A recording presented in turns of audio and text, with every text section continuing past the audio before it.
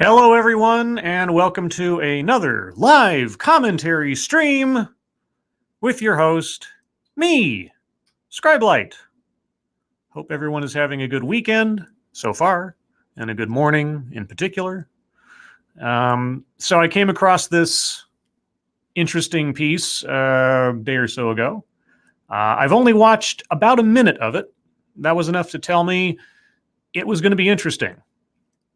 And interesting, as you all know, is one of the most diplomatic words in the English language.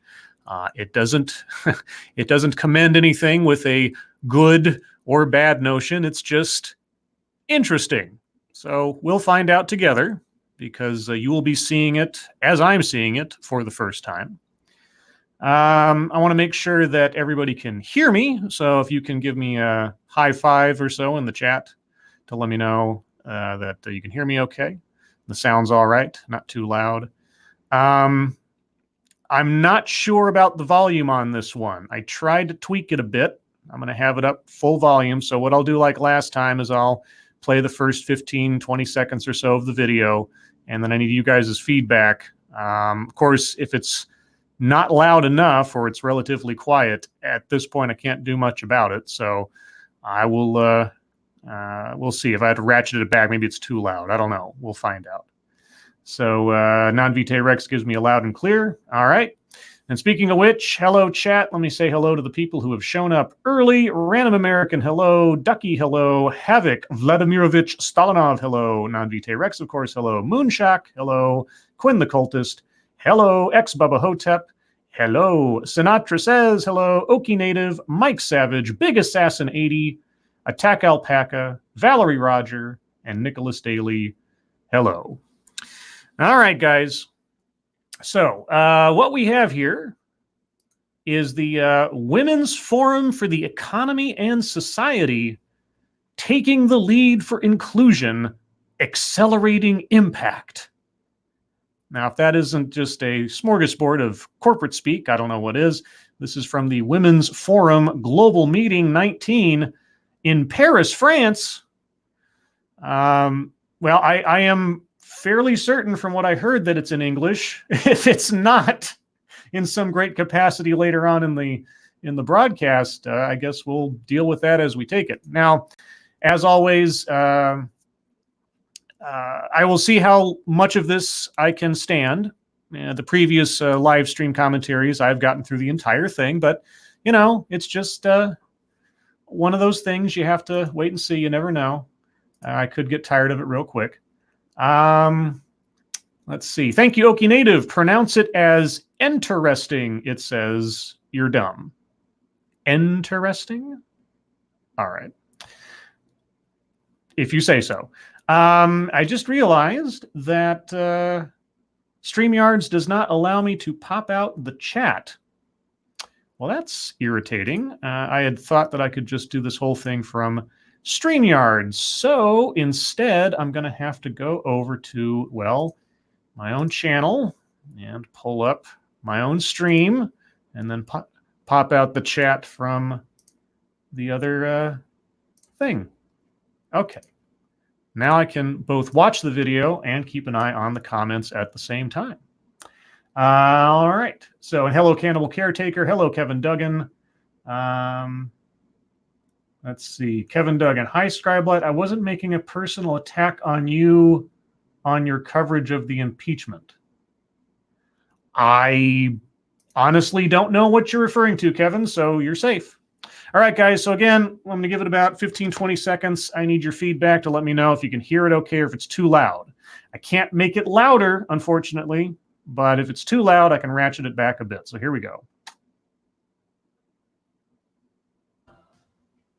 This is my emergency notes in case my phone dies. So, welcome. I am Jessica Bennett. Okay, so you guys hear that okay? First off, can you hear it at all? And thank you, Okie Native, again. Interesting means interesting, intriguing stuff. Yes, but it doesn't say that it's necessarily interesting good or interesting bad. It just is interesting. Okay, very quiet. Uh-oh. I can hear it, says Ebony. Heard it just fine on my end. It's manageable. It's loud enough. Okay, well, I'm sorry, guys. This is reality of the situation. I don't know if there's some kind of processing thing that goes through StreamYards or even through YouTube that doesn't modulate the sound, and unfortunately I can't do much about it. So if you have to turn up your native volume up just a smidge, I'll try to keep my tone relatively even so as I don't blast anybody's ears out. But I will start from the beginning so we get the full context. And here we go. This is my emergency notes in case my phone dies. So, welcome. I am Jessica Bennett. I am gender editor at the New York Times, and we are thrilled to welcome you to a very serious subject, but what is going to be a very fun debate. The gender editor at the New York Times. When I think of a gender editor, I think of like a DNA process or something. So we are here at a conference that is focused on inclusion, but there is one thing we have not spent a lot of time talking about. White men. Dun, dun, dun! That is for a reason. The white man gets kind of a lot of attention already, and yet his presence in the halls of power, in the halls of leadership, cannot be overstated. So tonight, we are going to be debating his role in advancing inclusion. How far should we go to try to bring him in? Yes, how do we manage the white man? Okay. To dissuade his tendency to cling to the status quo. Perhaps the white man, as my colleague Paul Krugman put it in a recent column, is angry for a reason. And we should try to understand harder his plight. The white... Okay, it's one of those situations, and we've come across these infinite amounts of time. If you just do a quick find and replace of words, and if you had a conference of people sitting up on a stage, then let's all analyze the motivations and needs of the Asian man, the black man, the red man, or something like that. Let's put them all into one group because they all operate exactly the same, and they're actually kind of, the way we refer to this interesting creature is almost like they're non-human. Like we're just sort of doing an examination of some kind of alien species or something. Or should we? Tonight's debate begins with the following premise. The key to inclusion is not actually women and other minority groups, but white male privilege. The key to inclusion is not women or other minority groups. And by the way, women are not a minority group. They're not even a group. They're a demographic. I love how they don't use the correct terminology when they're trying to sound all smart and stuff. Women actually outnumber men by a couple of percentage points on the global scale, so they're not a minority. But the key to inclusion is not women or minority groups, but white men. The key to inclusion. That is the proposition for this debate. I'm curious to hear the arguments in the dissent if this entire thing is predicated on, well, the problem we haven't been talking about is white men. Some questions we'll be getting at. Do diversity efforts fall short of addressing the persistent structures and entrenched status of these men? Could better engaging this group actually prove fruitful? Or in contrast, is putting power in the hands of women and underrepresented groups actually the most reliable way to drive inclusion at pace? So basically, does white male privilege need to be dismantled or put toward a greater cause? Right, because none of these structures at all involve women. Women don't benefit from them. There aren't women leaders. And all men are evil, by the way. Oh, and by the way, all structures are propped up by only white men. This is, I don't know. Like I say, we're only 2 minutes into this thing, and it's so bizarre. It's like I'm watching something from a different dimension or whatever. So anyway, let's continue. The point of this debate is to drive a lively discussions of ideas, all of which you can engage on Twitter about using the hashtag WFGM19 and NYT debate. So Wait, WFGM?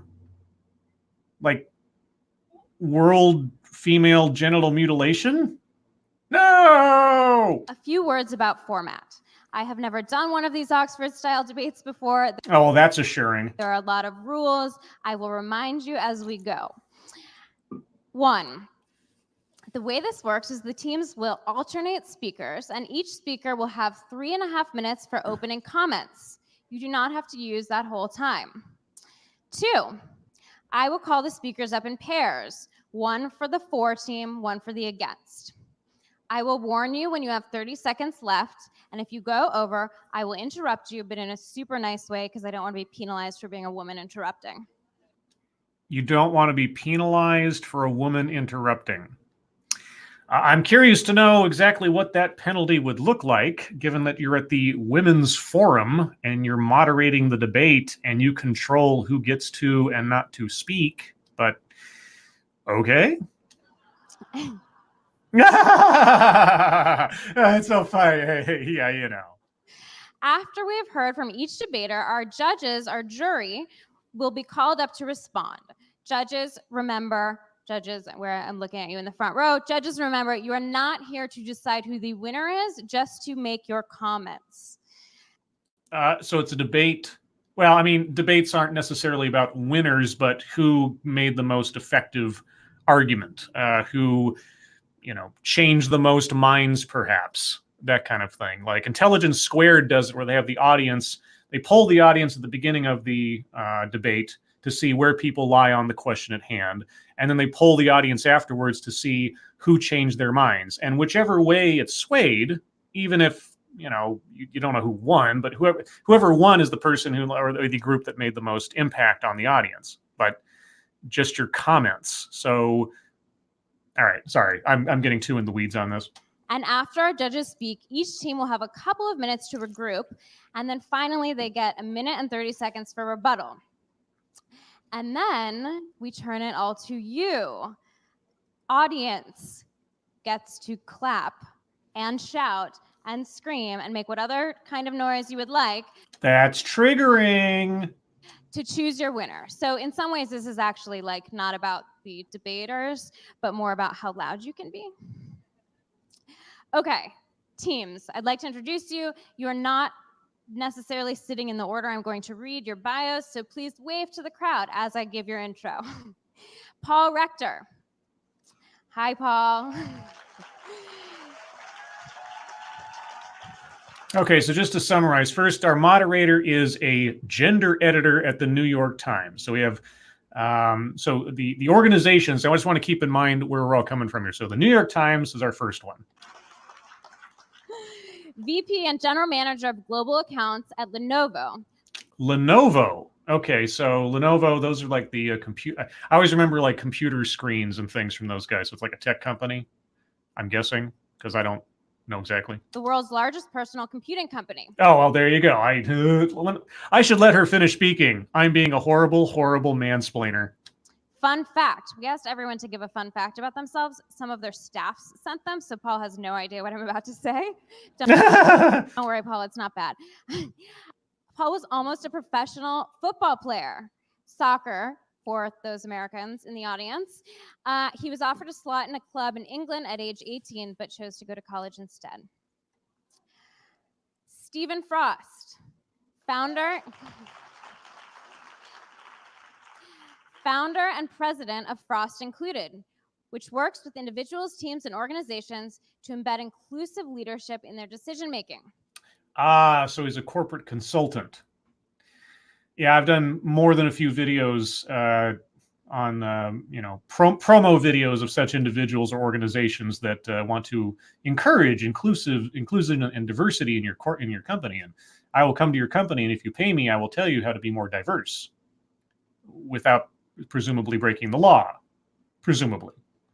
Fun fact, Stephen, I think, did send this one. Stephen is a keen cyclist who takes his bicycle all over the world with him, and his lifetime ambition is to visit every country. He has done 113, is that right? Countries so far. Wow. Shouts to those 113 countries. Sounds like the ambition of a bored Karima teenager. Sylvant.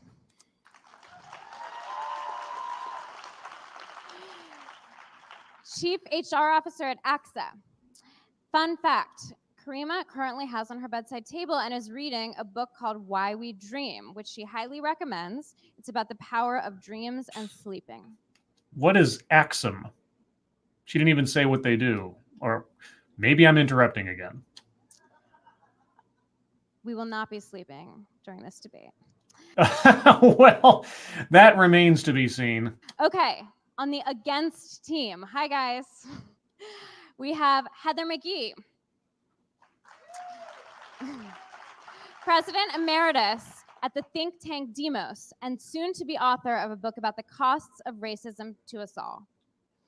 Demos. Okay. So Lenovo, some private consulting company, Axum, which they didn't even bother to explain, and now a think tank. And this, of course, is the against side. So against the notion that men are the key to inclusion. So wait, so the question is, the key to inclusion is either empowering women and minorities, or it's confronting men. Okay. Fun fact, you don't have a microphone, but I wanted you to tell us more about this. We'll come back to that. But she and her brother once did a piece of performance art at the Guggenheim Museum.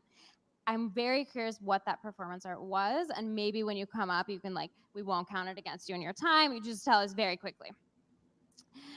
Margaret Johnston Clark, Head of Global Diversity and Inclusion at L'Oreal. Oh, okay. So the camera focused on the wrong woman when she named her.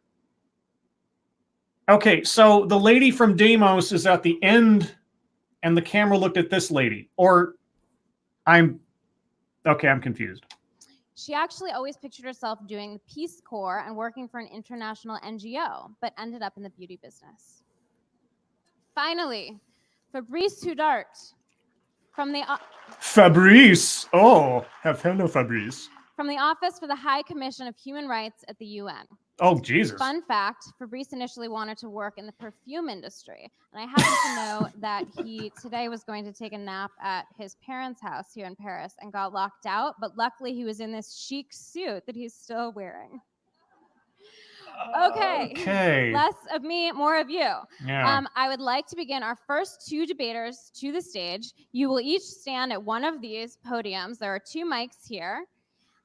And this is the for group. Now, we've talked so much that probably everyone has forgotten actually what the prompt is. Yeah, I am still a bit confused as to, it almost sounds like one of those things where no matter how you flip the coin, you always end up with heads. So let me just remind you, the key to inclusion is not women and other minorities, but white male privilege. Okay, for team, please come up.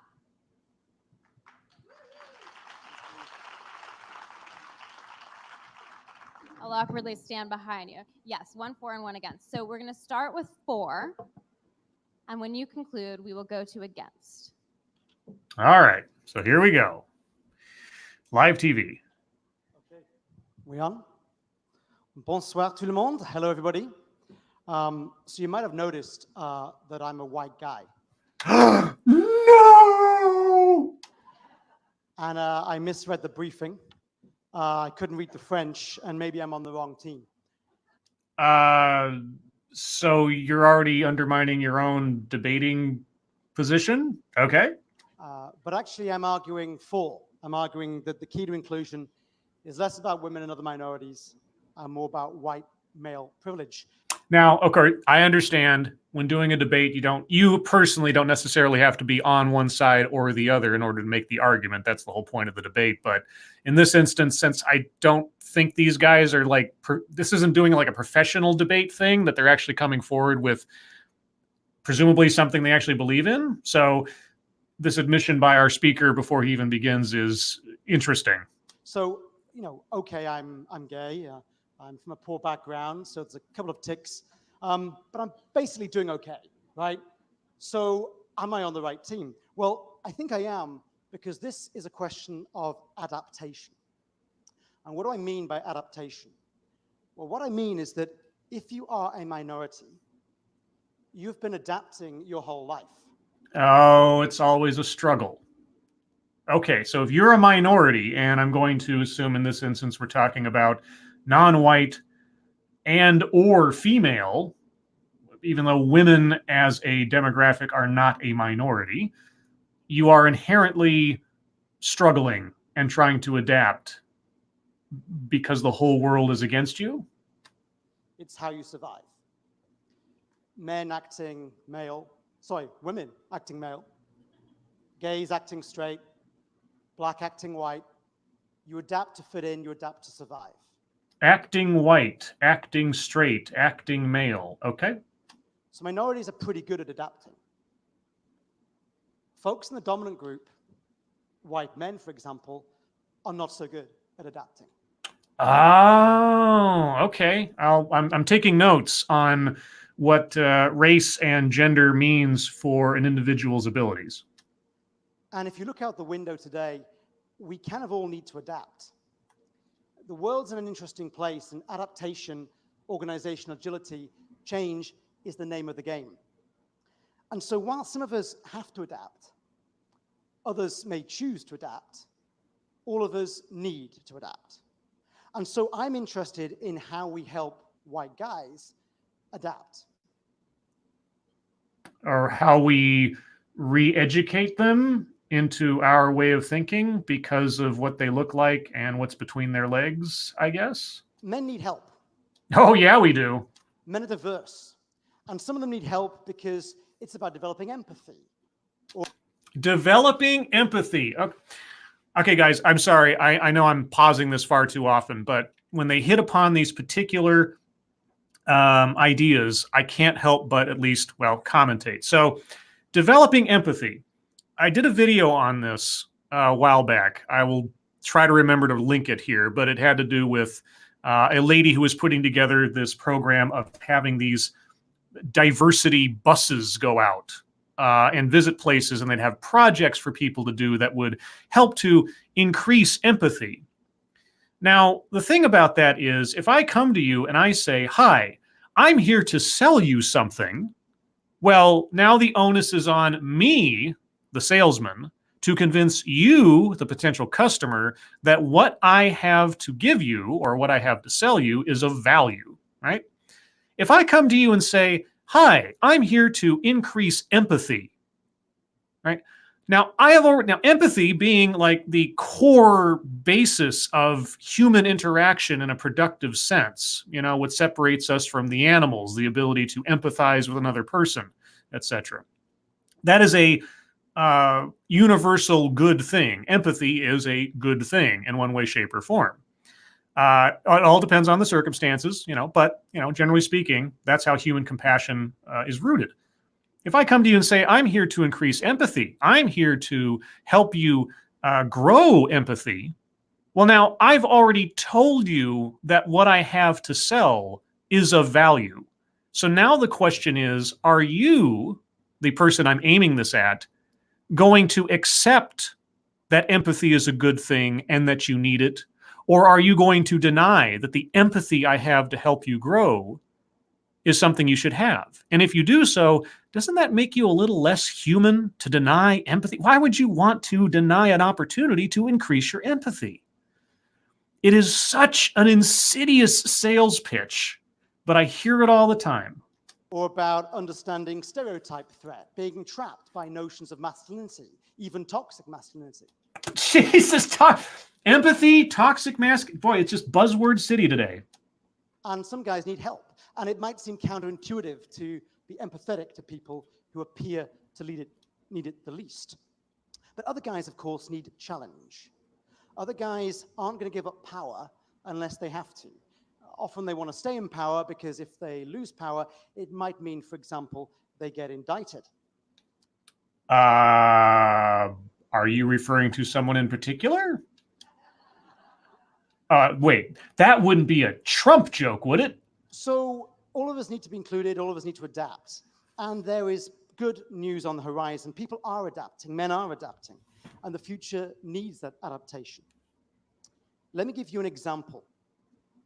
The word privilege might scare a lot of people, Oh, it scares me. mainly white men. Oh, yeah. Oh, whoops. But the Oh, my God, words he's white right. And men also scare a lot of people, not only as white men. But the meaning's real. I have the privilege of teaching the MBAs at various universities around the world, and I get them to have an arm wrestle for 1 minute. You have the privilege as a artifact of your skin color and your genitalia? Or is there something about your, I don't know, your resume, your curriculum vitae that commends you to that position? Because I'll tell you what, right now, just being a white guy, I don't have the privilege, quote unquote, to go teach people MBAs and such. So I'm curious to know how that is a privilege. And if it is a privilege, oh dear speaker, sir, then doesn't that basically make everything about your professional life null, void, and irrelevant? Bear with me. 90% of the class, predominantly men, score 0 points. They are aching and sweating and laughing, and they score 0 points. 10% of the class, predominantly women, score 30 or 40 points. Oh my God, women are better than men. Got it. How? They simply cooperate, right? Right, yeah, men have no ability and no instinct to cooperate. You're correct. Actually, the goal is to score as many points as you can, not to kill the other person. Right, and that is exactly what all men think. All men think that anybody that they are competing against, they must kill. And in no instance has any man ever had the instinct to understand that in some instances, you have to work together to solve a problem. You're absolutely right. Gosh. Time check. We're primed to zero-sum games, and we need to enlarge the pie. So I look forward to men scoring more points, women scoring more points, all of us scoring more points, and challenging white male privilege. Thanks a lot.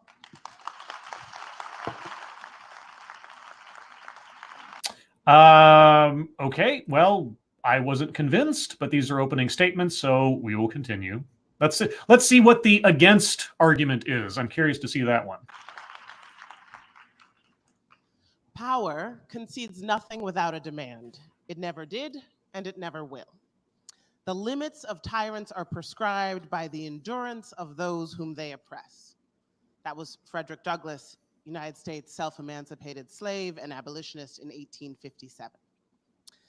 The status quo, we have had 30 plus years of diversity and inclusion efforts, is still the same, roughly. It's not changing fast enough.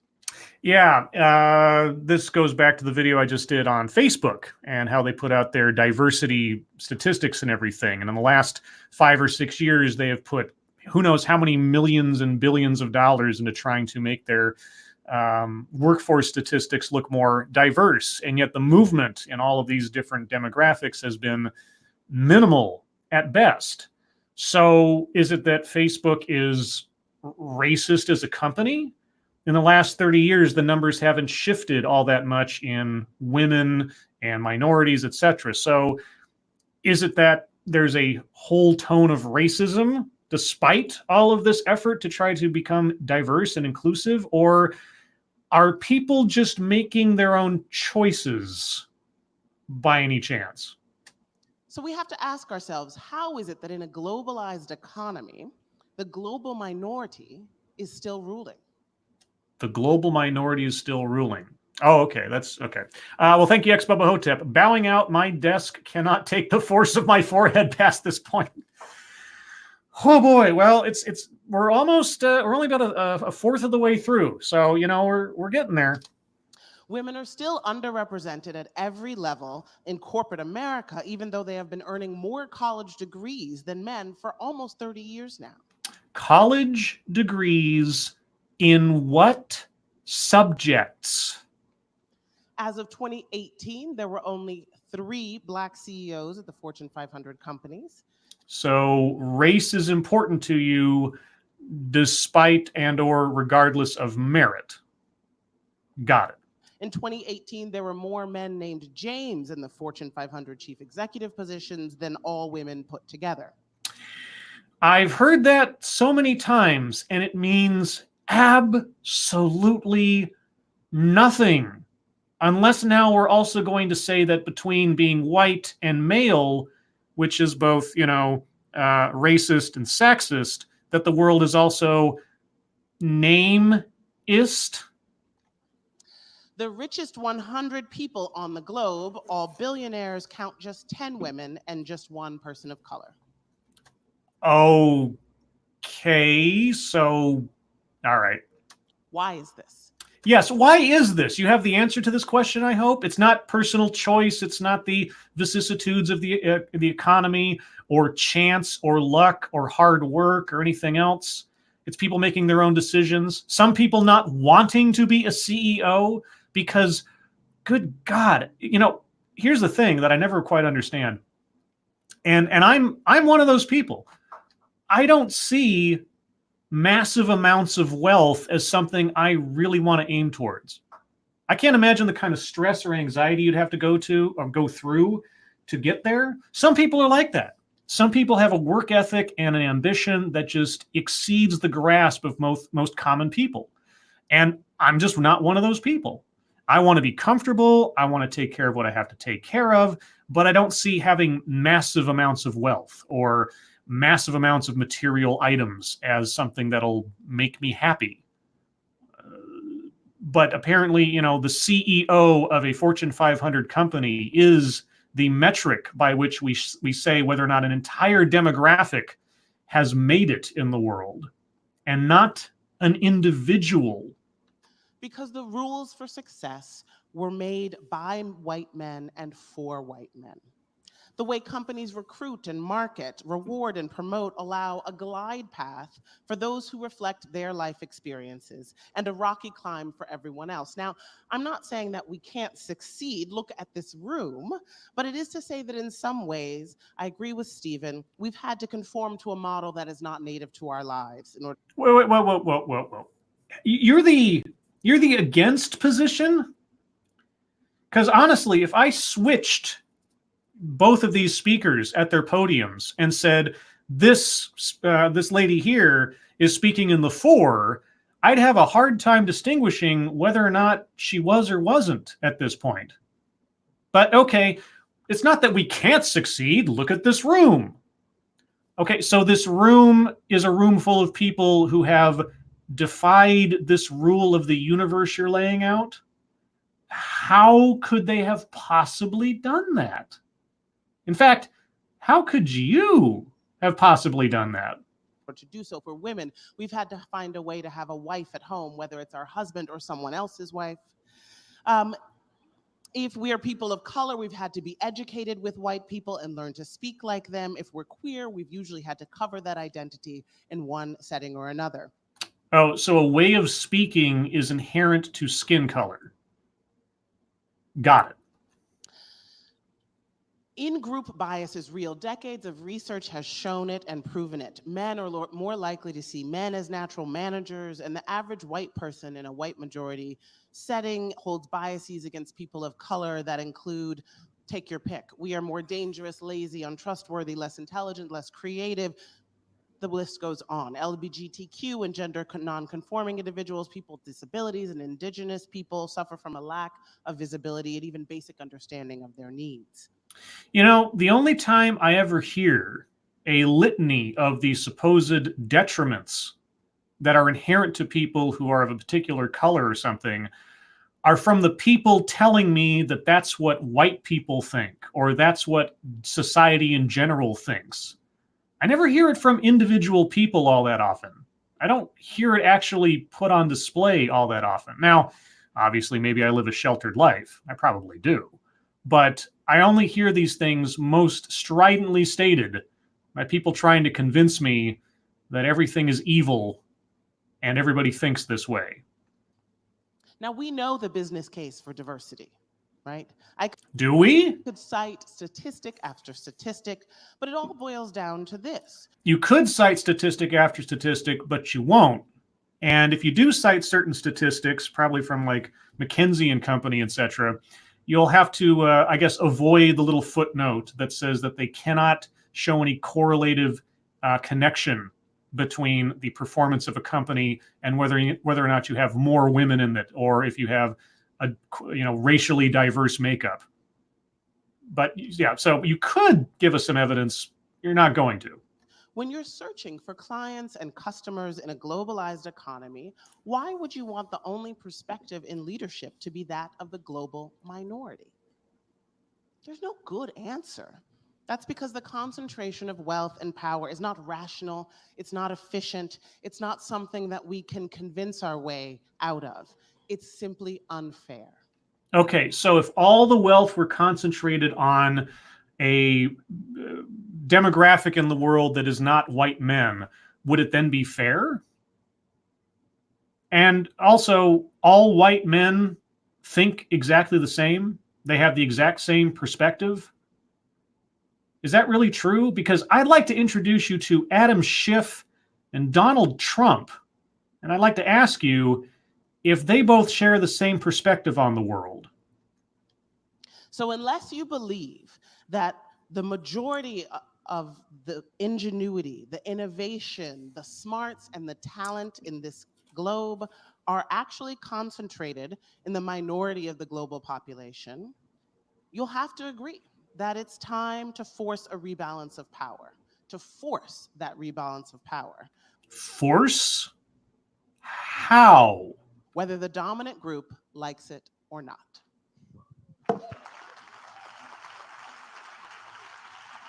And then she shakes the hand of the enemy.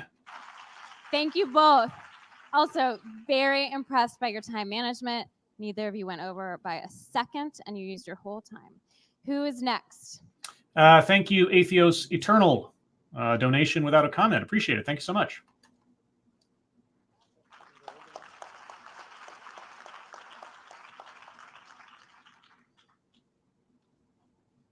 Okay, so good afternoon. Thanks for having me here today. And I got to warn you, I'm kind of a data freak. So I want to start off with some numbers to kind of frame the conversation, or at least the argument that I have. And you've probably heard these through the week here, but the numbers I want you to think about are 10, 23, and 80.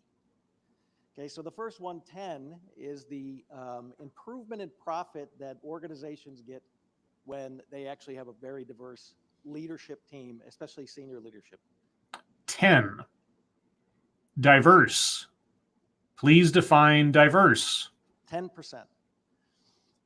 23, that's how much better women do or girls do in school than boys do.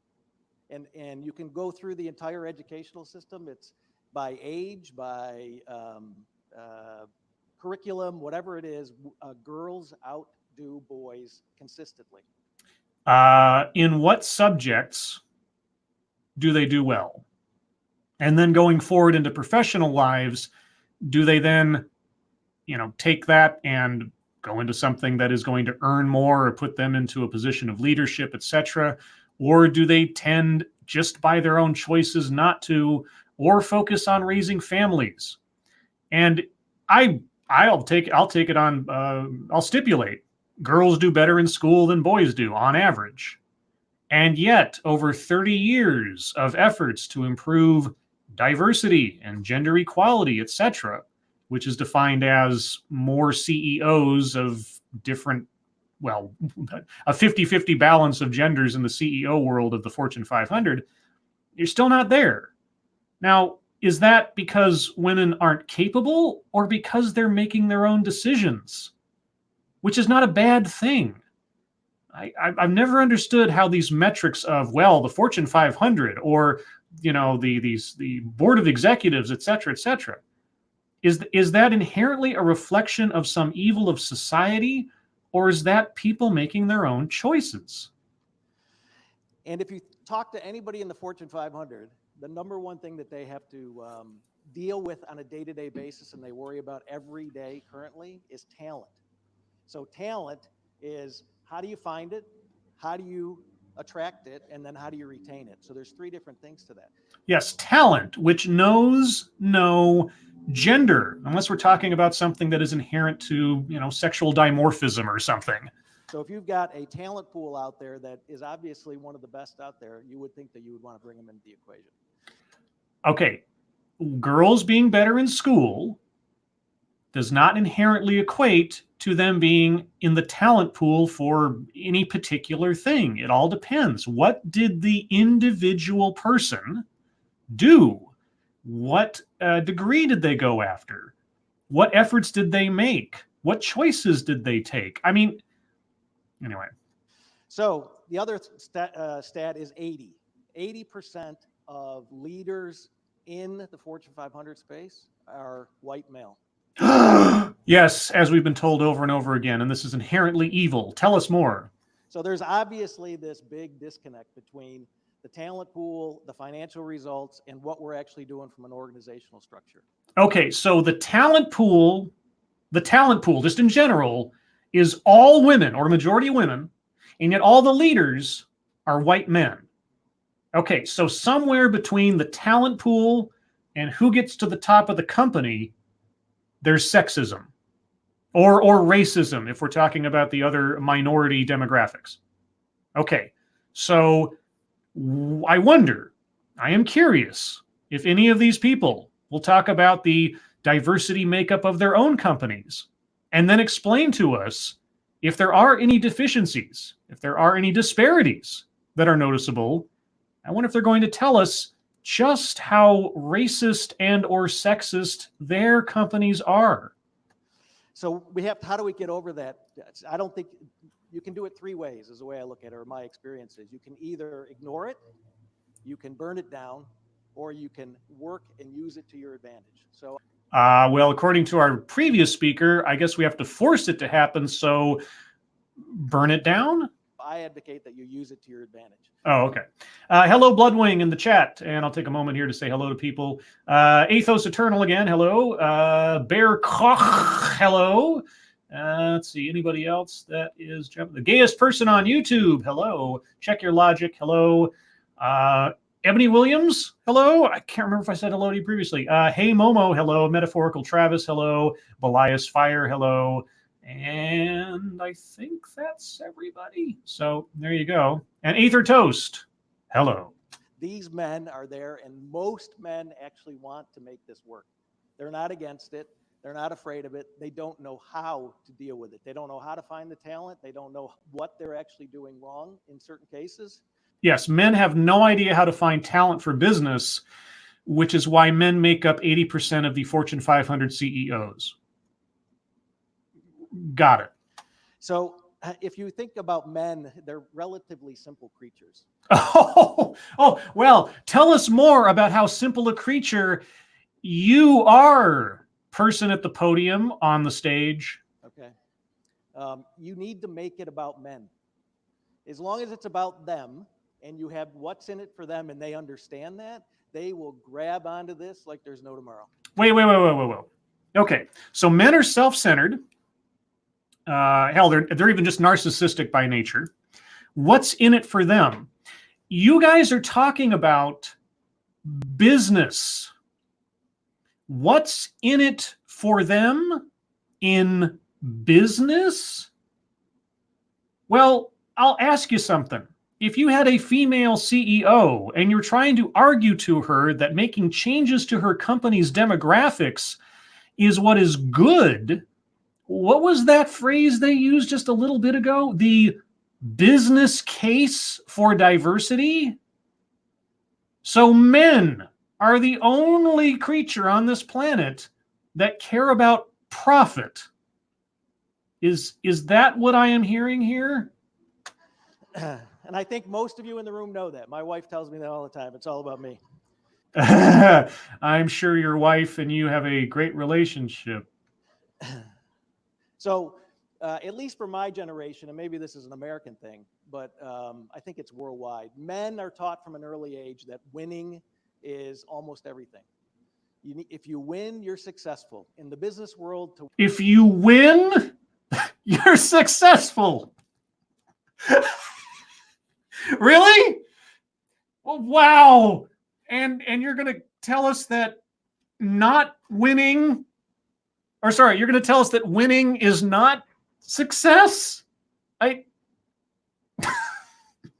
And you know, girls are never told that winning means you're successful. So look at all those girls out on the track. Look at all those girls on the gymnastics floor. Look at all those girls in the baseball teams. Guys, just so you know, winning does not equate to success. To win and be successful, you have to perform. You have to actually deliver results for the corporation. Yeah, and women don't have to do that? Or what? So as soon as they find out and realize that these things are going to happen, if they get better talent by doing diversity inclusion, if they get better profit margins, they're going to glam onto it because it's going to make them more successful in the workplace.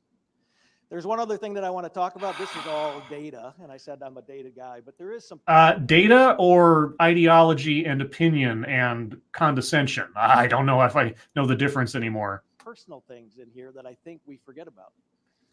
So I may not be around a lot of women leaders, although I'm lucky at Lenovo where there are a lot. But I have 3 daughters at home, grown daughters. They're in the workforce. They're very successful. But they come to me and they talk to me about, I got this problem at work. I'm harassed, or I don't know how to get through some kind of, exclusion. So your daughters need the help of a man to get through their own problems? I'm shocked. And I don't necessarily know how to answer their questions. So you don't know how to help your daughters. They come to you for help and you're not sure how to advise them, even though you are super duper business executive. That is an artifact of being a man then, I suppose, because you're a simple creature and you don't know how to find talent or how to manage diversity. Is that correct? So I'm here to learn, but I will tell you that men, for the most part, they do want to learn and they do want to help this. And if you get all these men behind it, I think it'll be way more powerful, and then you're not excluding anybody. Thank you.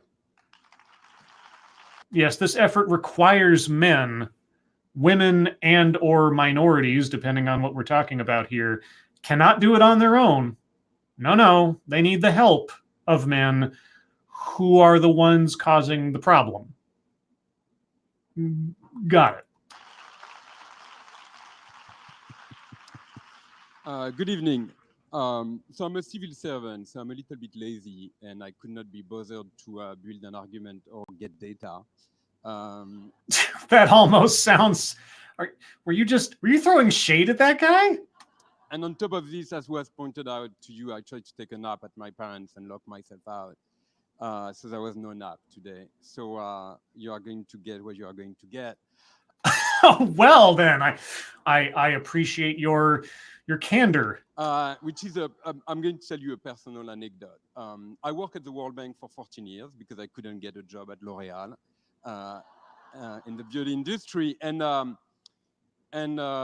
toward the end of my time in 2014 there, I was at a dinner party and I was seated next to Caroline Anstey, who was then the managing director of the World Bank. She had been there for 4 years, so she was a very important woman.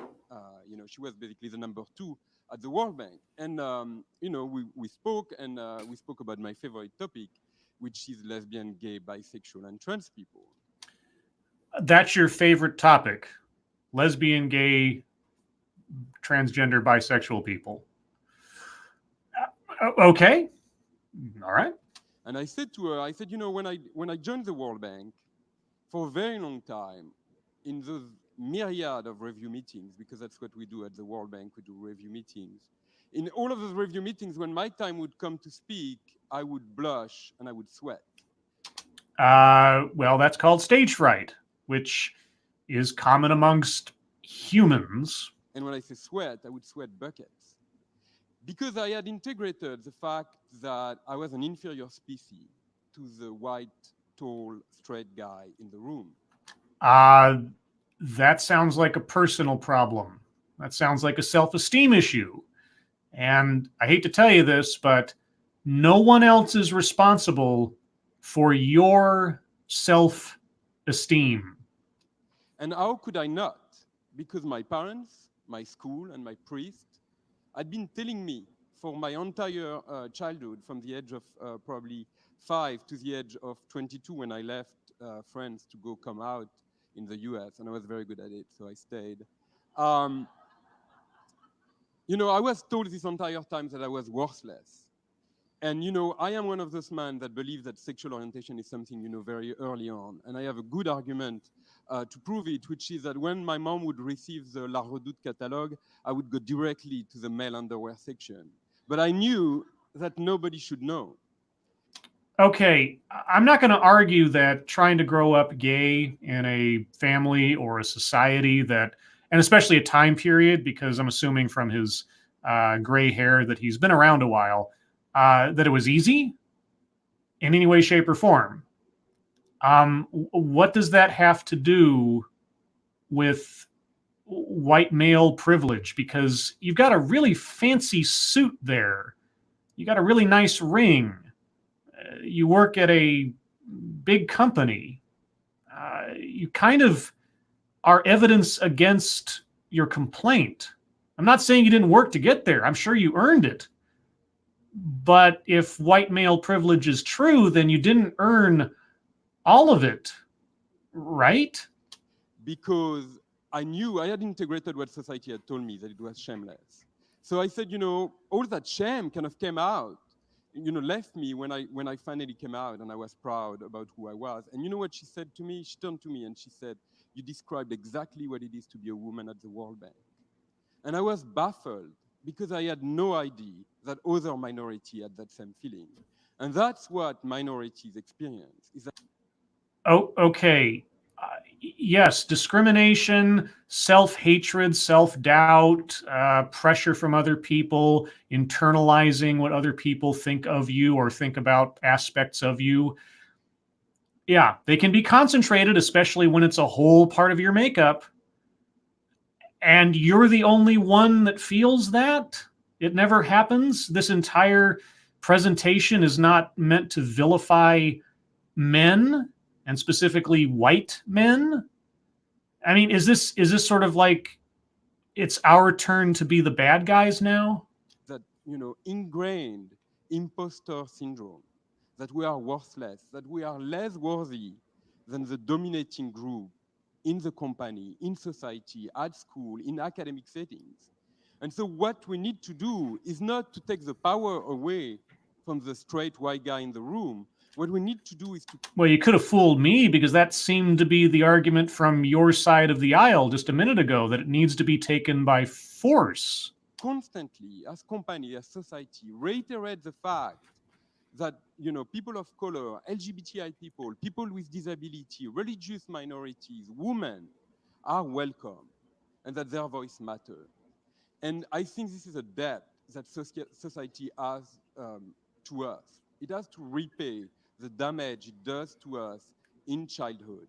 And I think that this is what we have to do: empower minorities at the boardroom, in the classroom, and in every setting in society. Okay, so empower people inherently on the basis of whatever aspect of their makeup, their orientation, their race, their gender, their ability, etc., simply on the basis of those factors. Not because they've earned it, not because they have merit, but because they're owed it because of wrongdoings done to demographics in general, or believed damage done to demographics in general in the past. So success, stature, status, wealth, etc., these are owed people on the basis of identity politics. Got it. So thank you very much. Thank you both. Our final debaters, please come up.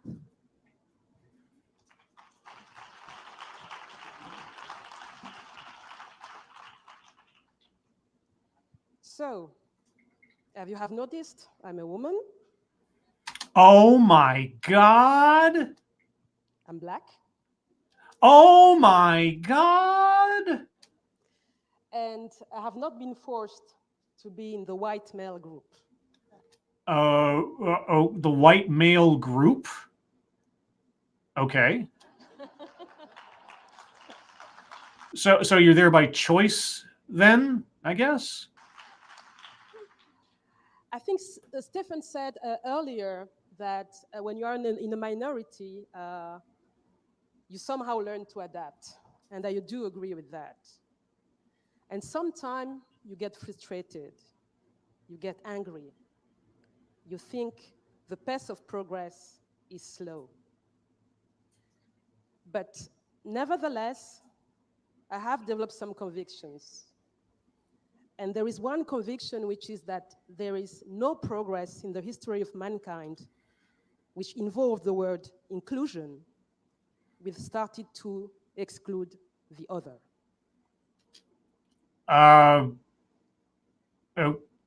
Okay, that's a conviction. Yeah, I mean, by definition, inclusion means you include people. I need some examples or something. And so with that, I do believe that we have no other choice than bringing the white males with us. Oh, you have no other choice than to bring the white males. I mean, you'd prefer not to, I assume, from the way that you've phrased that, but you have no other choice. So we cannot do inclusion without bringing in the white males. You know, this almost sounds more like a rally of some kind than it does a debate. Well, look at that smug look on her face. What am I supposed to take from this other than just the most racist and sexist, giddy? What is going on?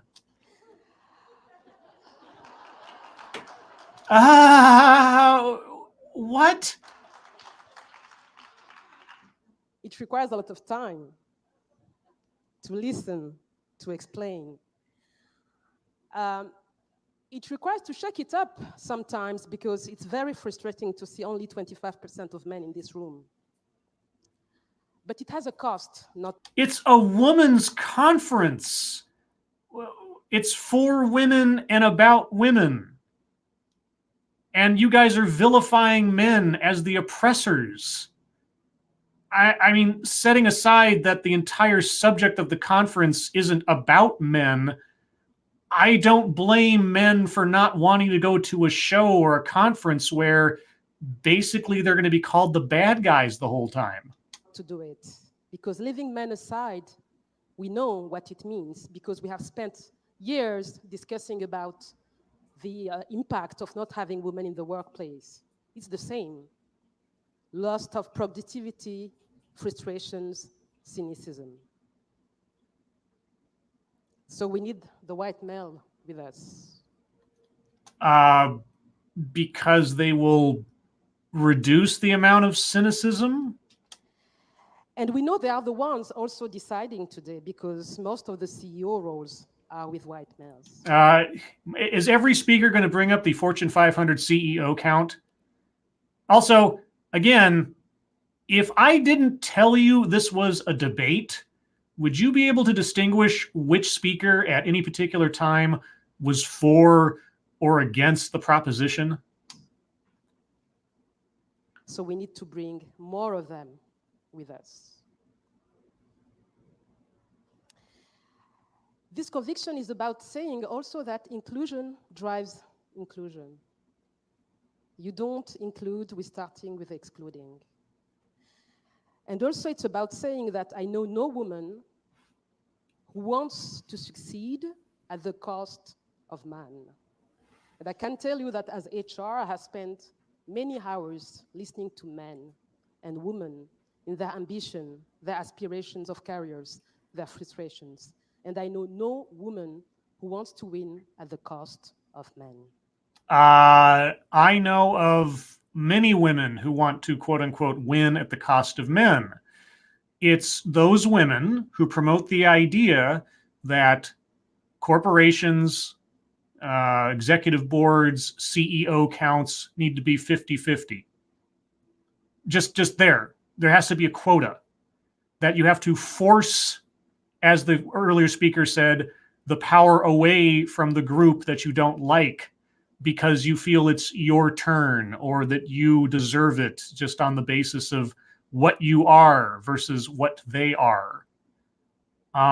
You just heard a woman a minute ago, the first set of speakers, say she wanted to force the power shift.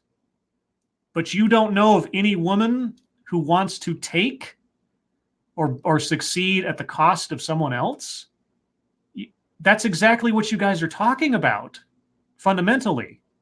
Everyone wants to succeed, being legitimate, being recognized, and just being recognized as a professional in his career. But no one wants to win at the cost of men. And women have peers, colleagues, kids. So no one wants parity and inclusion to succeed at the cost of man. But it... Okay. You want people to succeed. You want people to be empowered and lifted up, etc., not on the basis of their own personal skills or efforts or ambitions or anything else, but because they aren't white men. But so those white men that you see as the enemy, and who, of course, made their own choices and aren't always in power, by the way, some white men are. I'm not. The homeless guy down the street isn't. And nobody's handing him anything for free just because he's white and male. And I work my entire life for what I have. Yeah, okay.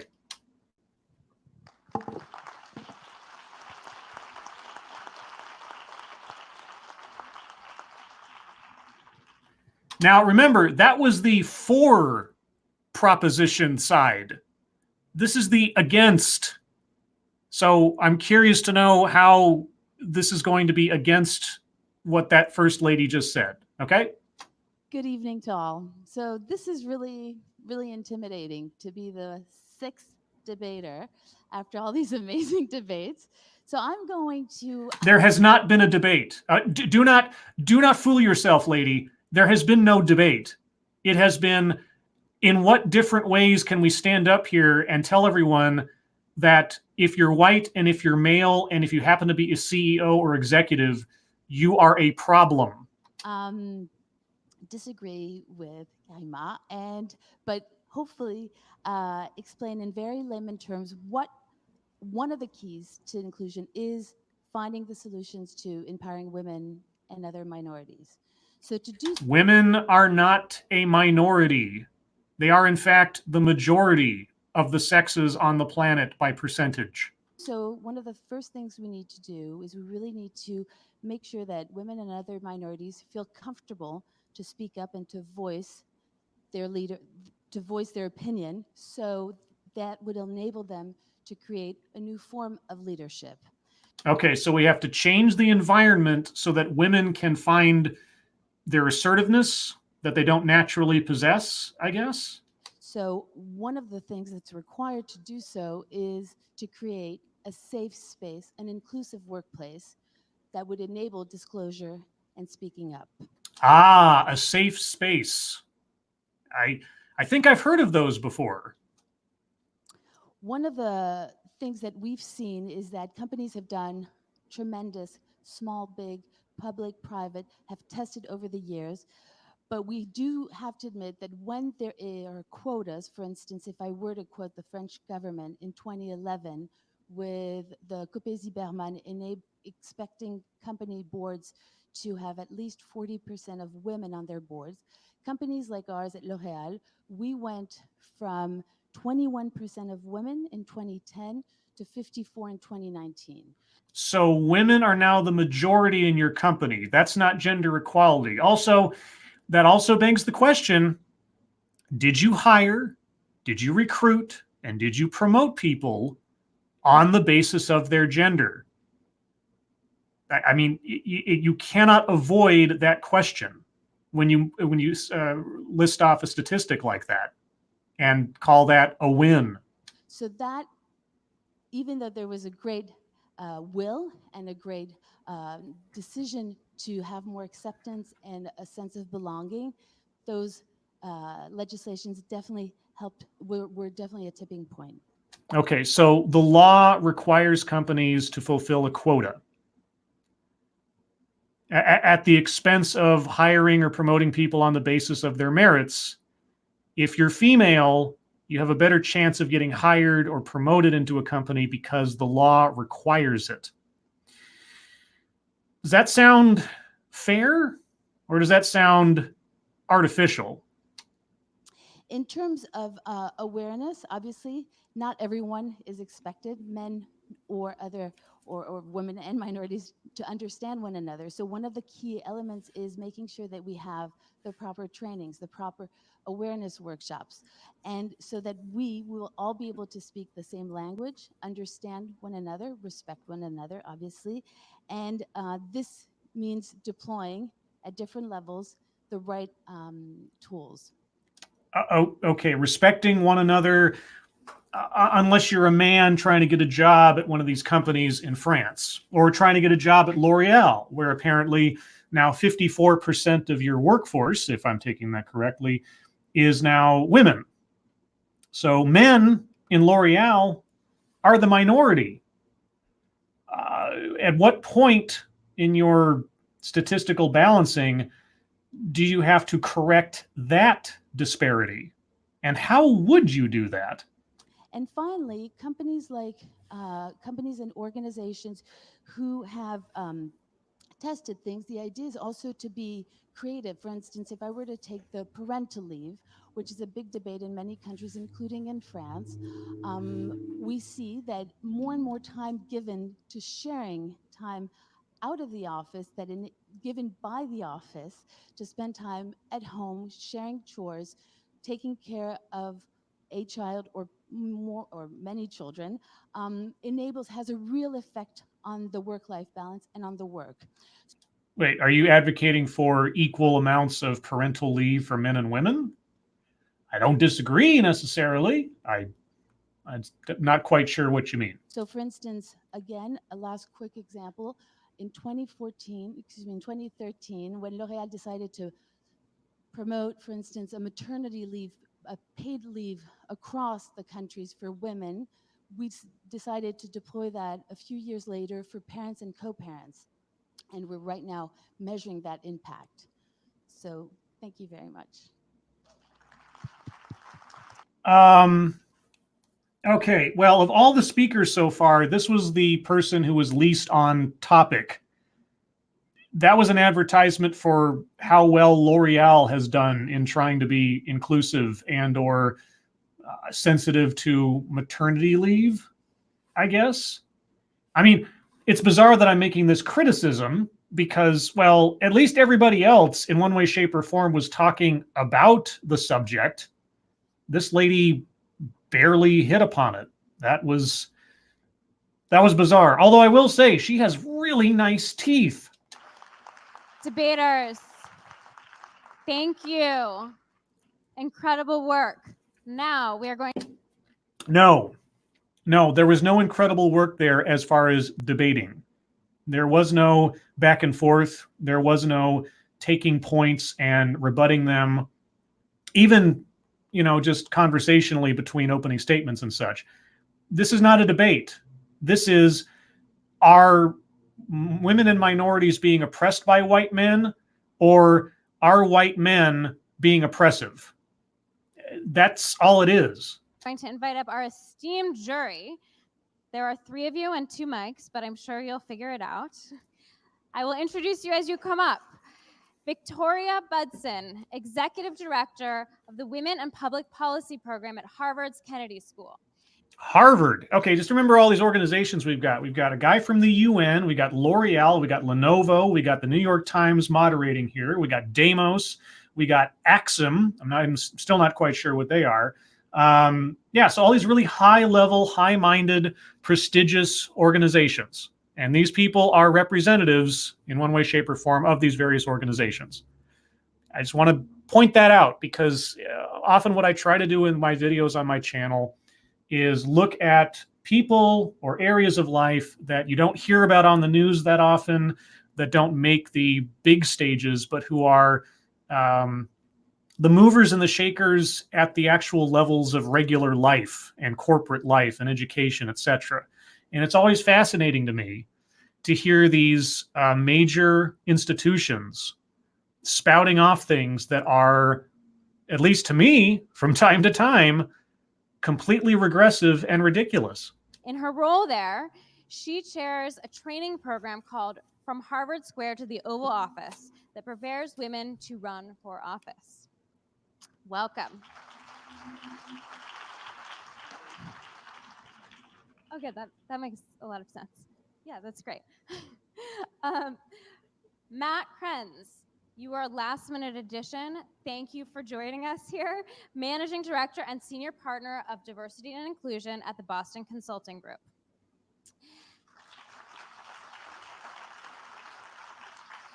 I love diversity and inclusion executives, as those of you who've watched my channel for a while may know. I might look him up later, see if he has a presentation or somewhere else. And Leah Daughtry, President and CEO of On These Things, a strategic planning and project management firm. She is also the co-convener of Power Rising, which brings together Black women and girls to leverage their power. You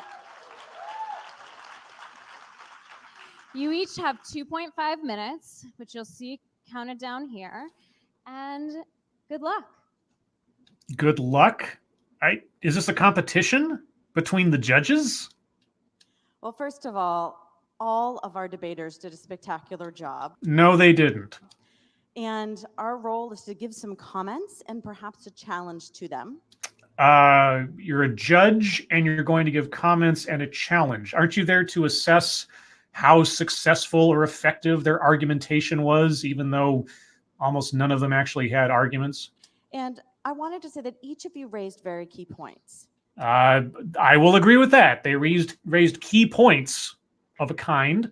Paul did an incredible job talking about how important it is for the hiring, retention, and promotion strategies, and also that if we can just tell men what's in it for them, they'll be with us, which I think resonated.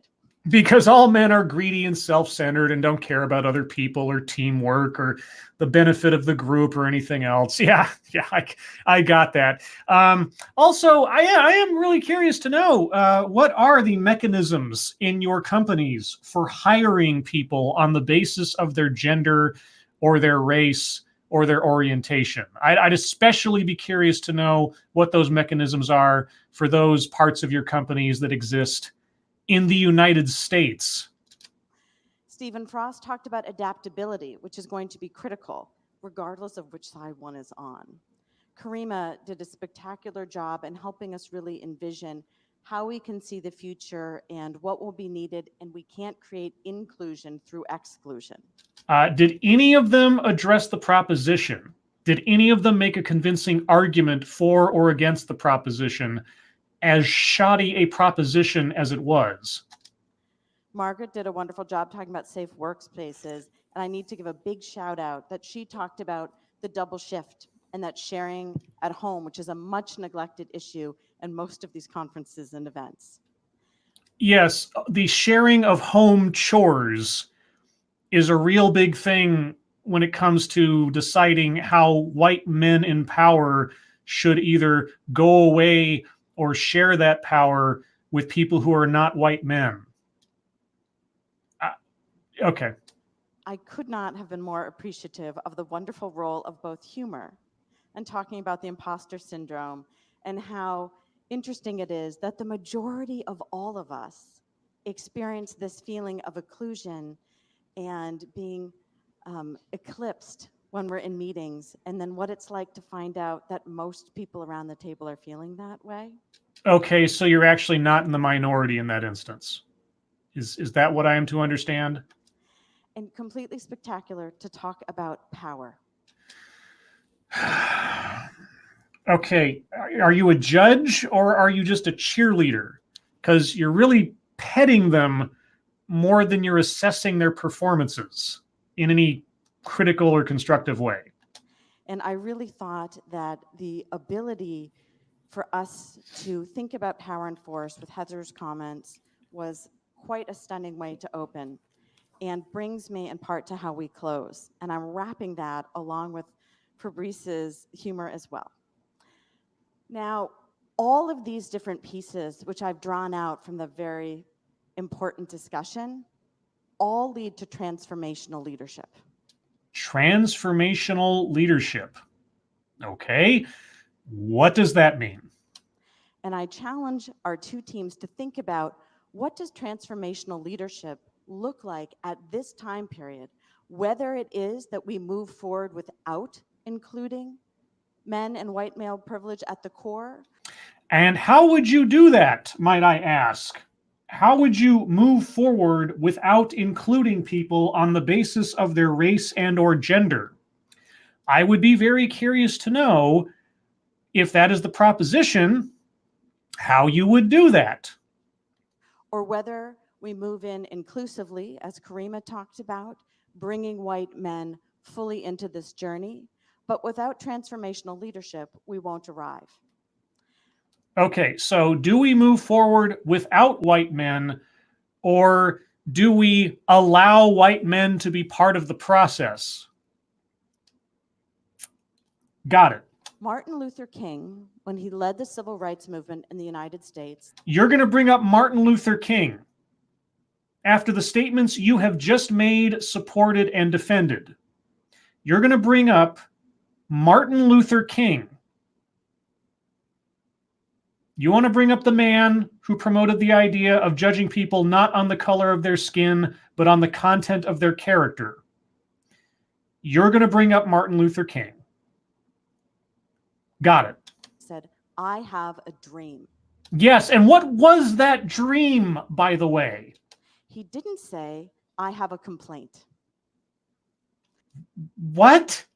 And by saying, I have a dream, he created an opportunity for each and every person to see themselves, if they chose, within that dream.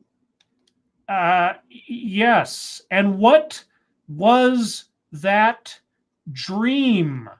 And I think that is our work for the future. Thank you. I am absolutely flabbergasted.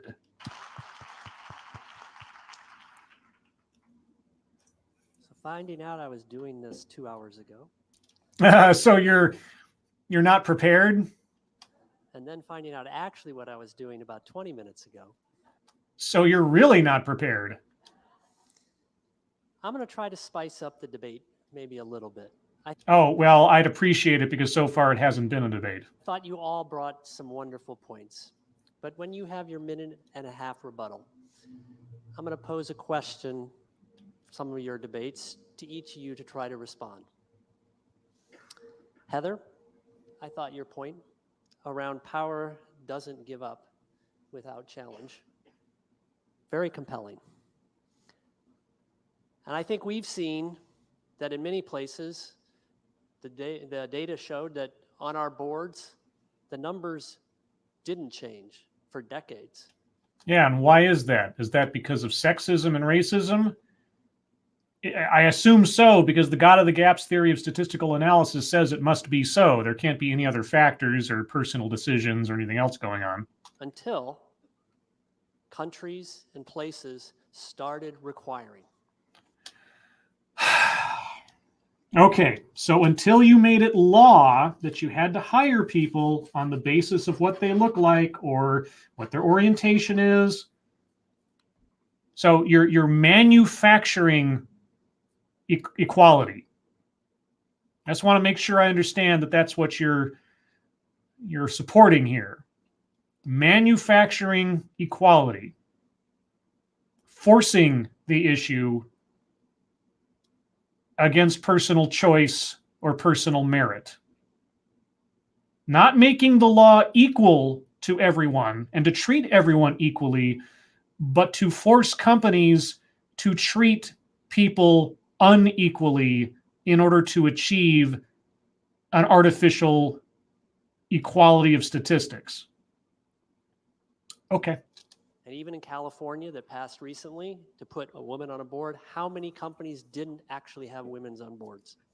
So my question to the team that was arguing about why this has to be embracing of white male privilege.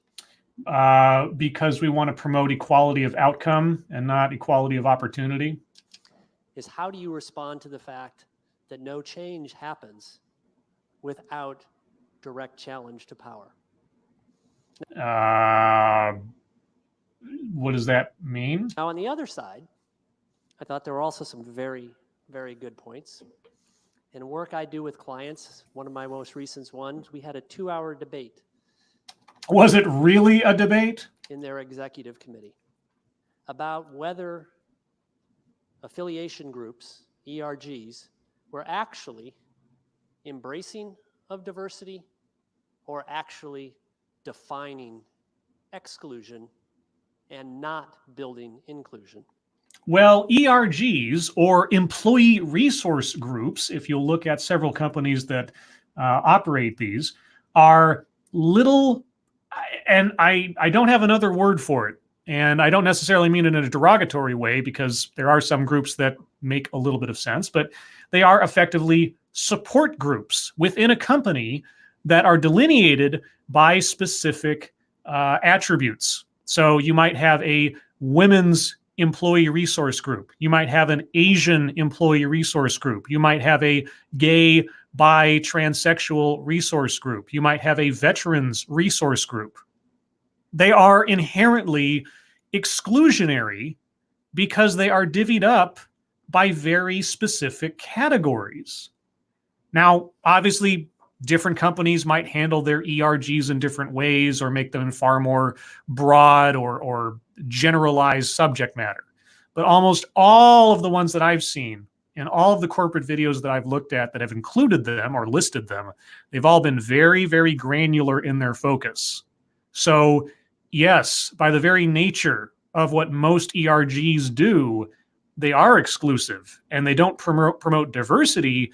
They promote separation based on things that have nothing to do with merit or character. And tell me again about Martin Luther King. And I thought the point that you made, Karima, around you don't start inclusion by leading with exclusion to be very powerful. And if you're leading the opposition, yes, change doesn't come without challenge to power. But if you don't bring power along, how do you respond to that in terms of how will we ever really get change without completely fragmenting? I'm not even quite sure what he means. Challenging, I guess maybe our debaters will clarify. I'm still kind of confused as to how either of his challenges were all that much different from one another. Thank you.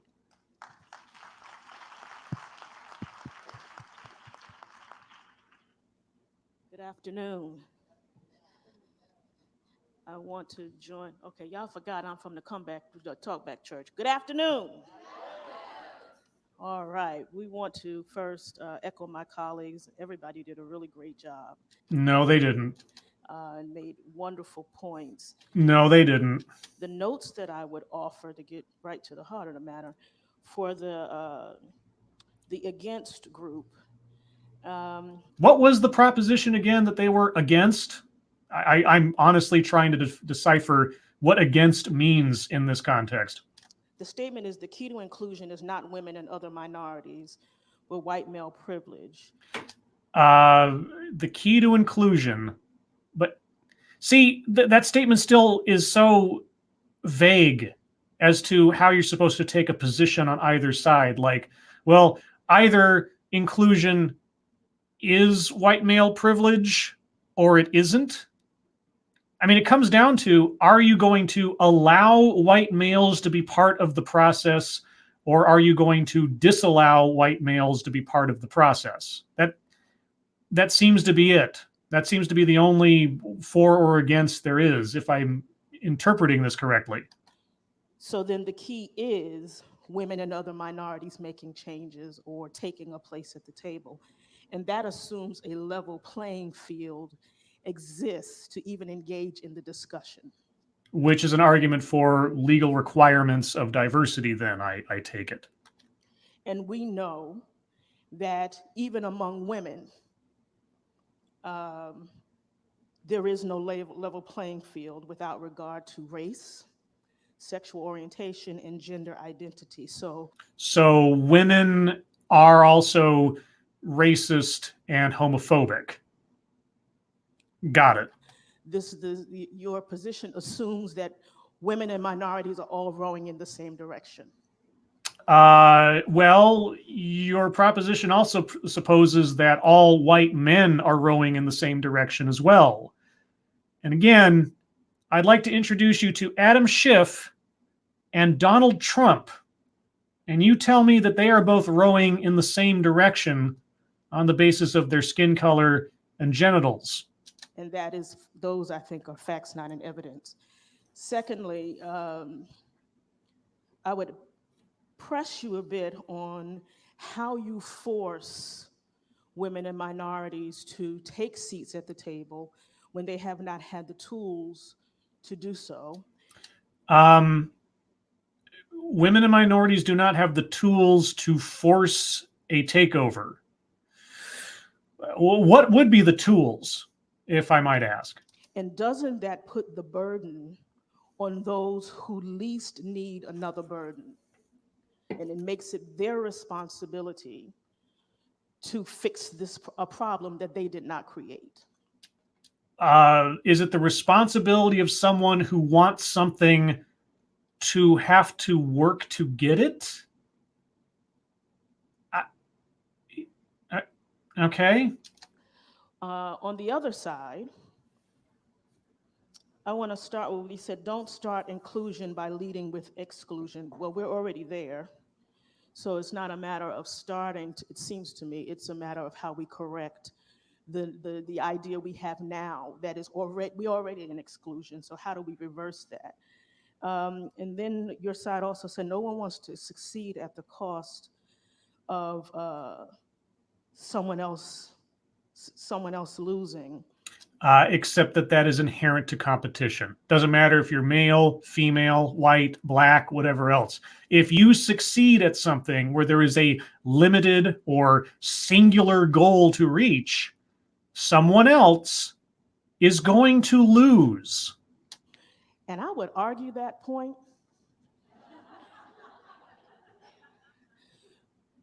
Because that seems to reinforce the notion that of the current cultural context of winners and losers, and I don't know that that's really what we're advocating. And lastly, adaptation assumes that the standards to which we are adapting is correct in the first place. No, it doesn't. Correct.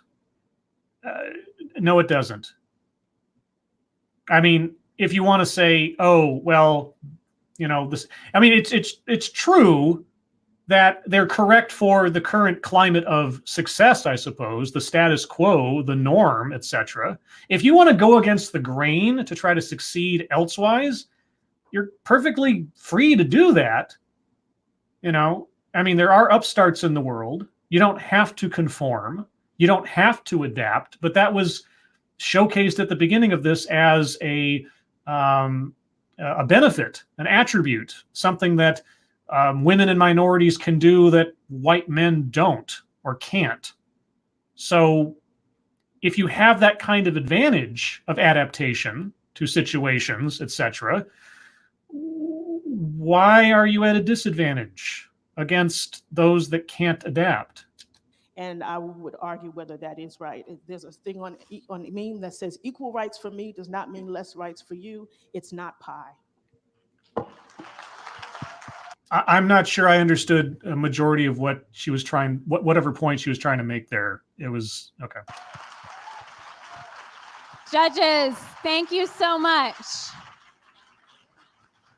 Did they judge anything except to tell everybody they did a great job and then give them some softball amorphous quote unquote challenges? Okay, so we want to give our teams a minute to confer. And while that is happening, we are going to distract you with a lovely video brought to you by the New York Times. I think I will try to skip the video by the New York Times, unless they cut it out themselves. Let's find out. No, okay. We're going to skip the video by the New York Times going over.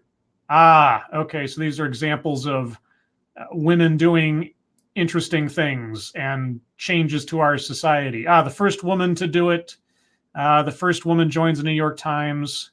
Rosie the Riveter. Okay. Yeah, Balancing Act. Okay, Sally Ride. Yeah. Okay, Anita Hill. Okay, transgender Boy Scouts. Okay, yeah. All right. Me Too movement stuff. Bill Cosby. Okay.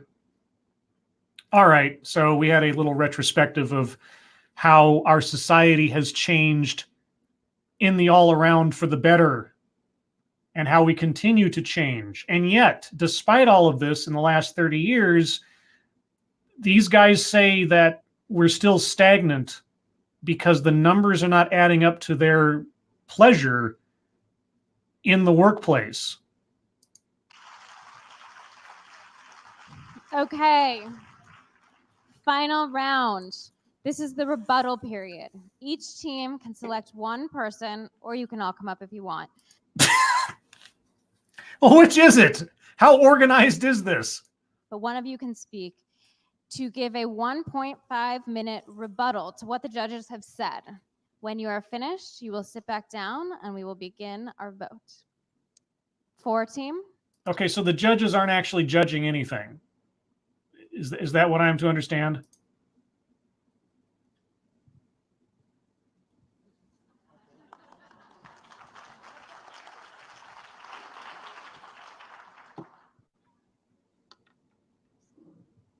Okay.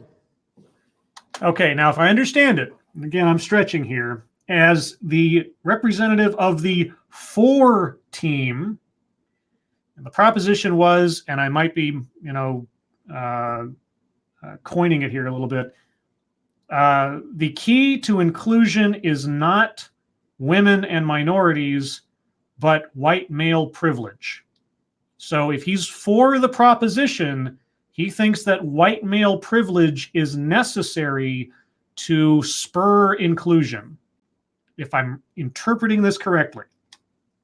4, transformational leadership, challenging power.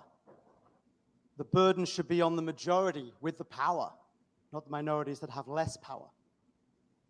Therefore, whilst I loved listening to the other team, you kind of missed the point. I'm not sure any of us got the point. You see, Heather, I loved your chat about power, but it's about inclusion, not just diversity. I love diversity, but it's inclusion that we need. What? Fabrice, as a gay guy, you should know better. Oh, shit, son. You go, girl. Okay, we're gay brothers, but we got male privilege, right? Right, so you're part of the problem. And also you're white, by the way. And Margaret loved it, would love some products from L'Oreal as well afterwards, if you remember. But so your opening salvo is to, in a joking manner, take personal shots at the other speakers. Not their ideas, necessarily, but okay. But fundamentally, the things you're talking about require men to share. And as we know, men don't know how to share. And so when we discussed in our team about this, fundamentally, we need to include, but also challenge white male privilege, because that's where the power lies. How do you intend to do that? If we have 0 plus 0, we get 0. Well, thank you for that. If we have 1 plus 1, we can potentially get more than 2. No, if you have 1 plus 1, you only get 2. What the fuck? Remember the arm wrestle. We know that from basic market economics, we can create more than the sum of the parts. But that means that we need to include men, not exclude them. Okay, was that really the dividing line? Wait, the key to inclusion is either to include men or exclude men. The key to inclusion is to exclude people. Or include them. The key to include. Okay. Why don't you stay? Please. Oh, okay. 4 team, I think you got to stand. You got to stand as well.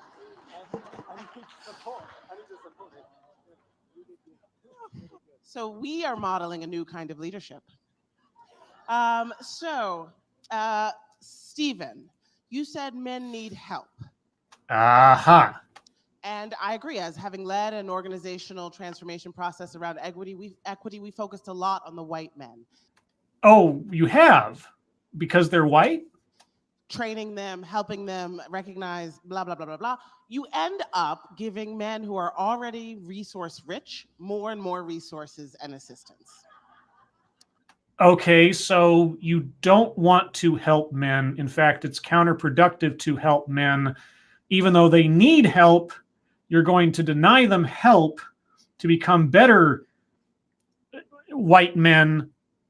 Okay. Karima, you said we can't get to inclusion with exclusion. That's beautiful. It's also, by definition, true. And also wrong. Because... Okay, and I understand. I'm not defending any of this stuff, but I'm just going by the points that they're making now as best as I can. Because we are modeling, I think that the rules were set by white men for their own benefit. And if by, in the words of Frederick Douglass, words or blows, we get to a place where there are enough women and people of color and other minorities in leadership.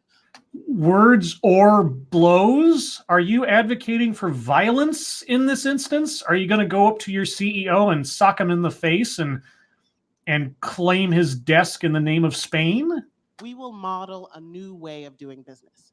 I look forward to my son, who is 1 year old, being in that new paradigm. But is the new paradigm to hire, promote, and or recruit people on the basis of their race or gender by any chance? Because I'm not quite sure how else you're going to include by excluding. We are going to be the ones to show the way there. How? And then finally, Paul, you said men don't know it's in their economic interest, that they'll do better when we are more at the table, that will be good for business. They know. Oh, so men do know, and they're choosing to harm themselves, even though they have this knowledge of personal benefit, which we were told that's all that men care about, is their personal benefit and how something applies to them because they're men. Men know that we are talented, innovative, creative, adaptable. If they didn't know, they wouldn't have worked so hard to hold us back. Thank you.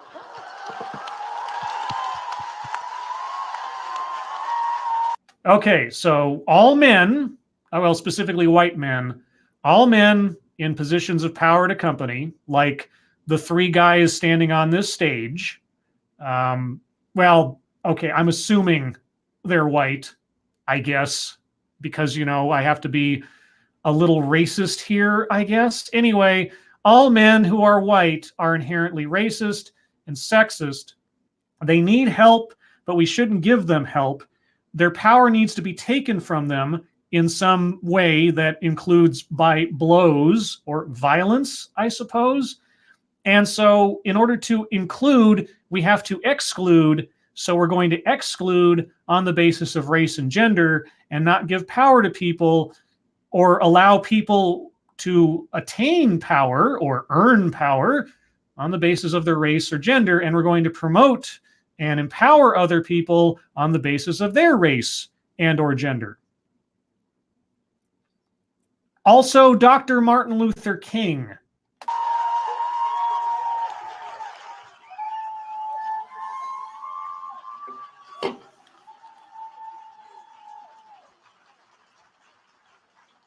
Look at great sportsmanship. Okay, please stay. I would like you all to stay on the stage, and I would like to invite Sophie up here with me because she has a lot of experience judging clapping. So first of all, I want to take speaking tips from all of you. You did an amazing job. No, they didn't. No, they didn't. And now... I mean, save for the amazing job they did in showing how no matter what side of this debate you're on, what pays is to hate people and encourage a shift in power of people, not on their personal merits, not on their, what they've done as individuals, but to discriminate on the basis of race and gender. And vilify people simply on the basis of what they look like or how they were born. Okay.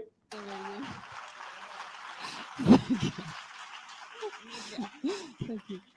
And now we're going to turn it all over to you. So first. So wait, the lady in green is a good judge of how loud clapping is? Let's repeat one more time. The key to inclusion is not women and other minority groups, but white male privilege. Women are not a minority group. I don't know. I feel compelled every time that is said to bring that up. Women make up the majority of the population on this planet by demographic. They're not a group. They're a demographic. 4 team.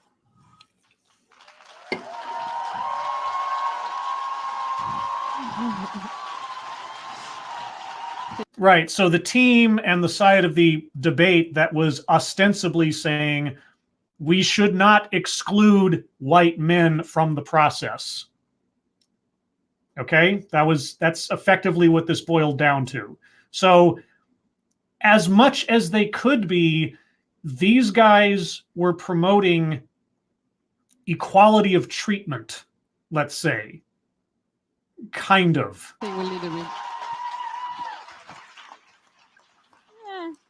Okay. Against.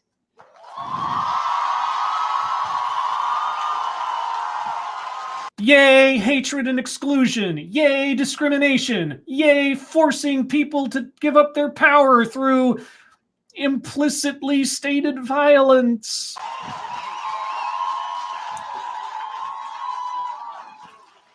Well, I'm glad I had to put my skills to work. It's really...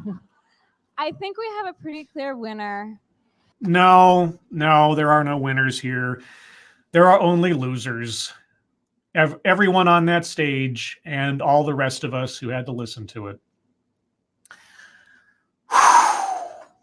All right, guys. Well, as I promised, you heard from various individuals representing a whole plethora between the for debaters, the against debaters, the judges themselves, the moderator, all these institutions, from media to technology to,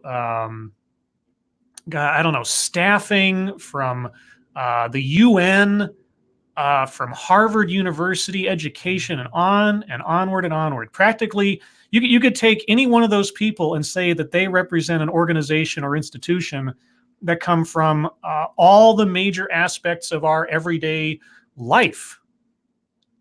And all of them, in one way, shape, or form, are good with the idea of assessing people as a problem, assessing men inherently as simple-minded, selfish, uncooperative, toxic, and at the same time going the route of the soft bigotry of low expectations, wherein anybody who is not a white man needs help, needs to be given a foot up, cannot do it on their own. They don't have the tools to succeed. And they're all good with this. And the audience, in fact, favors that notion. Thank you so much, Hey Momo. I'm done with the totally not racist cancer talk. I shall bodily hurl myself into the ovens of righteousness to help pave way for our multicultural black gay women overlords. Hail melanin.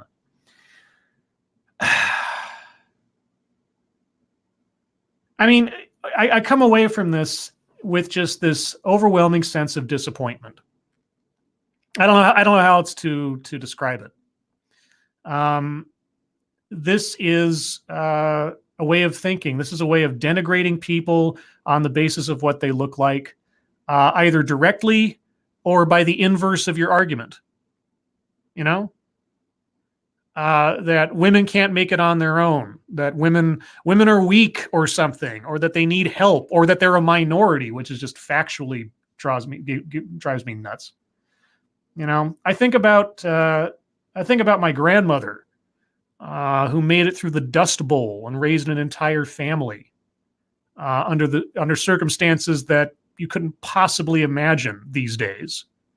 I think about my father and how much he worked and risked and sacrificed in his life to put me where I am.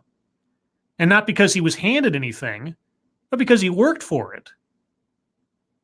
You know, I think about my coworker, who, I mean, I won't go into details at the risk of identifying anything, but I have a couple of coworkers, but one in particular who I was essentially there to watch the process of him becoming a resident of this country, coming from a foreign country, going through the hoops and all of the bureaucracy and the Kafkaesque Byzantine process that our immigration system can be at times.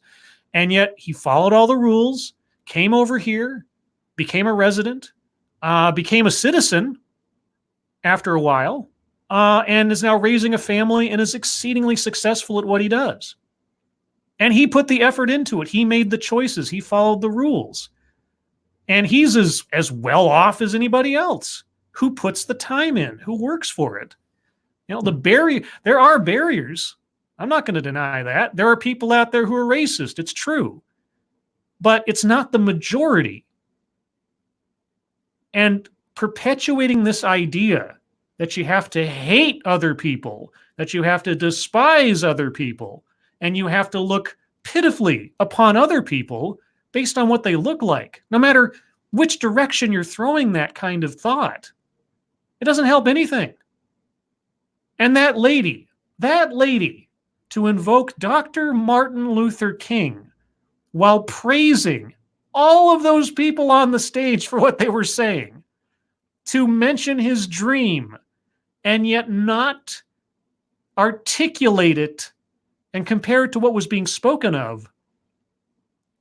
I don't know, man. That's just the kind of hypocrisy that drives me nuts.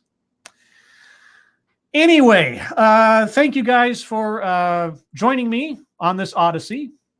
It was very informative, very discouraging in one way, disappointing in another. I guess those are two sort of synonymous.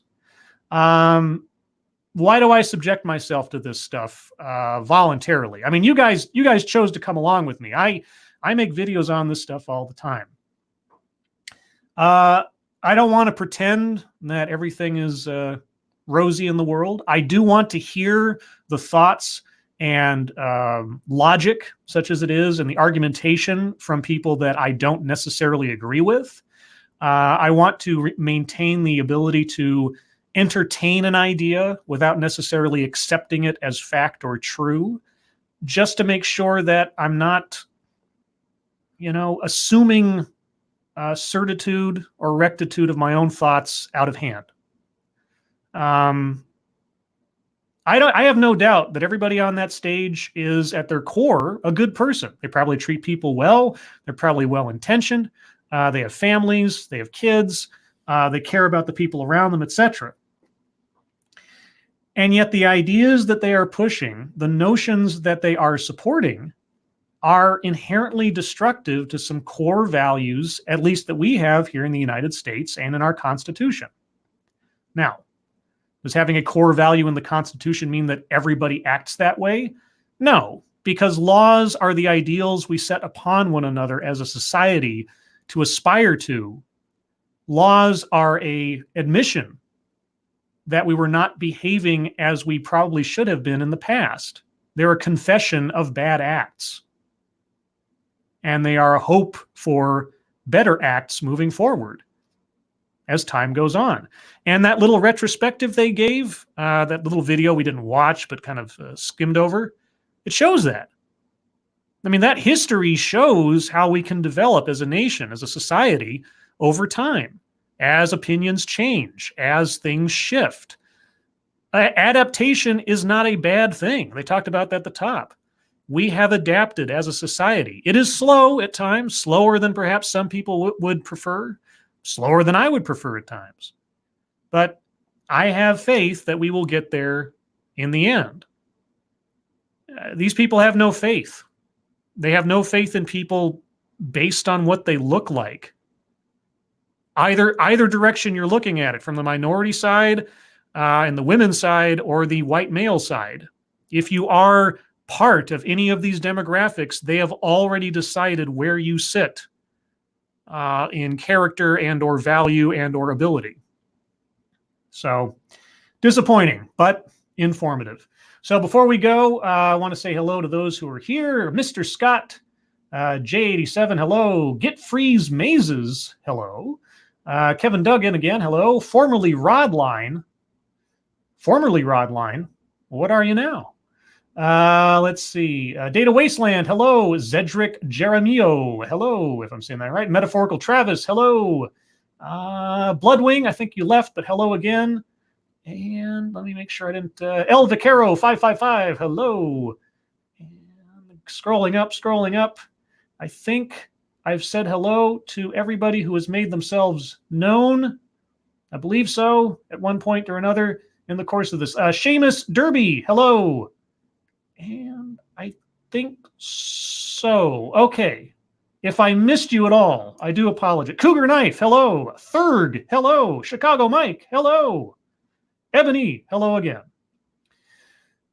Check Your Logic asks, are you going on Ranting Monkey stream? I don't plan on it. I need to take a break. I've been talking for a while. I need to get up and move around a bit. If he's still going in a little while, I may pop in. We'll see. But other than that, guys, thank you again so much for joining me on this adventure. I hope you found it entertaining to a degree. Rich at Art, hello. And I hope you guys have a good weekend and stay safe. And I'll talk to you soon. Take care. Bye-bye.